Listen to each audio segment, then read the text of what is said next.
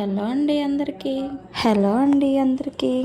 చూసారా, క్రిస్పీ జ్యూసీగా ఉండే చికెన్ పాప్కార్న్ చేసేసామండి. ఈరోజు మా వదిన వాళ్ళు వచ్చారు, అందుకనే స్పెషల్గా మా వారు వాళ్ళ సిస్టర్ కోసం ప్రేమగా చికెన్ పాప్కార్న్ని తయారు చేశాడండి. ఎలా చేశాడో చూసేద్దాం వచ్చేయండి. ముందని బోన్లెస్ చికెన్ని తీసుకొని చిన్న ముక్కలుగా చేసుకొని ఇలా క్లీన్ చేసి పెట్టుకొని ఒక బౌల్లోకి తీసుకోవాలండి.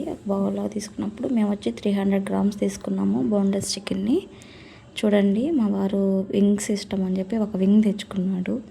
నాకేమో బోన్లెస్ చికెన్ ఇష్టం అని చెప్పి బోన్లెస్ చేశాడు. నా కోసం స్పెషల్గా, వాళ్ళ సిస్టర్ కోసం స్పెషల్గా చేస్తున్నానని చెప్పాడు. ఫస్ట్ సాల్ట్ వేసాడు, తర్వాత ఇది యూట్యూబ్లో చూసి తయారు చేస్తుందని చెప్పాడండి మాకు. మేము ఫన్నీగా తీసుకున్నాము, ఎలా చేస్తాడో అనుకున్నాము.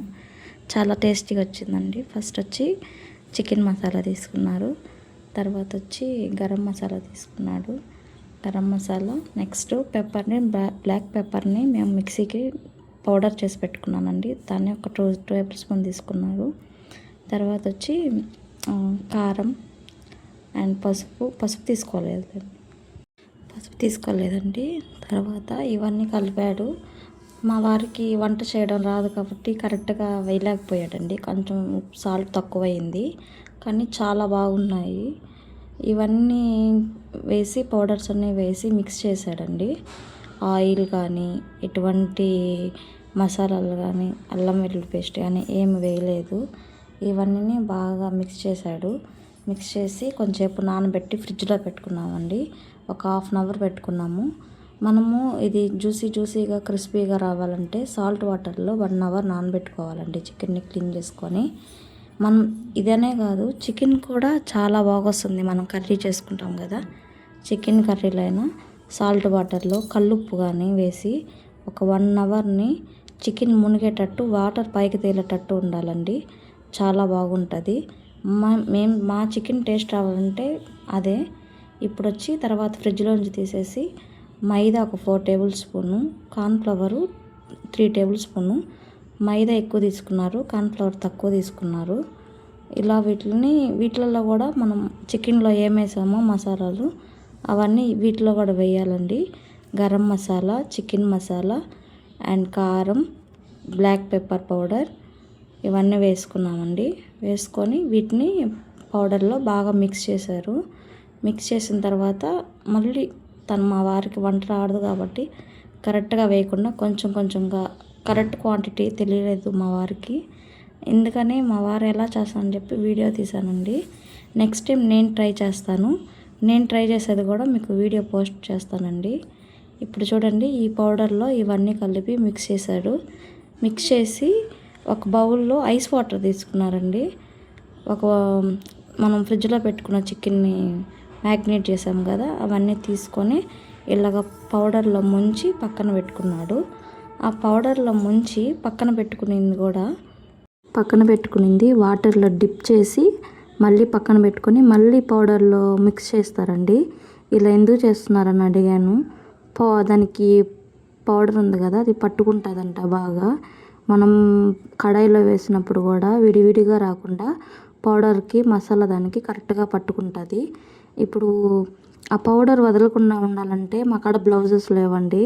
అందుకని ఒక ప్లాస్టిక్ కవర్ తీసుకొని దాంట్లో ఇలా చేశారు మా వారు హ్యాండ్తో, ప్లాస్టిక్ కవర్తో. మీ దగ్గర కానీ బ్లౌజ్ ఉంటే బ్లౌజ్ వేసుకోండి హ్యాండ్కి. ఇలా ఎందుకంటే పౌడర్కి స్మూత్నెస్గా వచ్చి దానికి బాగా పట్టుకుంటుంది. బాండిల్లో వేసినప్పుడు విడివిడిగా రాకుండా ఉంటుంది. కనీసం ఒక చిన్న పౌడర్ కూడా పడకుండా పర్ఫెక్ట్గా వచ్చిందండి ఈ చికెన్ పాప్కార్న్. చూడండి, ఇప్పుడు వాటర్లో డిప్ చేసుకొని మళ్ళీ పక్కన పెట్టుకున్నారు. మళ్ళీ వాటర్లో డిప్ చేస్తారు, మళ్ళీ పౌడర్లో వేస్తారు. ఒకసారి చూడండి, ఇది ఫస్ట్ కలుపుకొని పెట్టుకొని ప్లేట్లో పెట్టుకున్నాడు. నెక్స్ట్ ఇవన్నీ వాటర్లో డిప్ చేసి మళ్ళీ పౌడర్లో వేస్తాడు. ఒకసారి చూడండి మీరు. వాయిస్ ఓవర్ ఏంది స్లోగా ఉంది, స్పీడ్గా ఉంది అనుకోకండి, కొంచెం కోల్డ్ చేసింది నాకు. ఇలా వాయిస్ ఓవర్ ఇవ్వాలని ఇప్పుడిప్పుడే ట్రై చేస్తున్నానండి.